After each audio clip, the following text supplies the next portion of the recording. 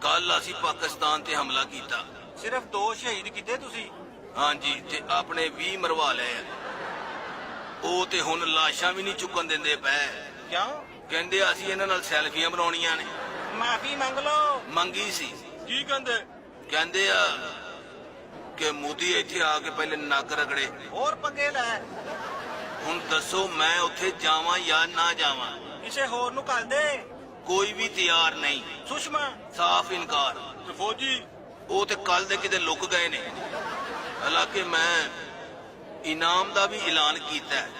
ਅਗਲੇ ਕਹਿੰਦੇ ਆ ਕੋਲ ਰੱਖ। ਹੁਣ 2 ਹੀ ਰਸਤੇ ਰਹਿ ਗਏ ਨੇ। ਕਿਹੜੇ? ਜਾਂ ਬਾਰਡਰ ਤੇ ਜਾ ਕੇ ਗੋਲੀ ਖਾਵਾਂ ਜਾਂ ਆਪਣੇ ਆਪ ਨੂੰ ਗੋਲੀ ਮਾਰ ਲਾਂ।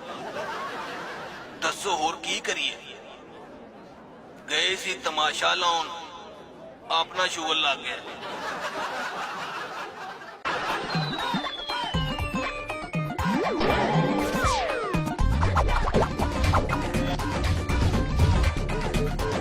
तेजाबी टोटे।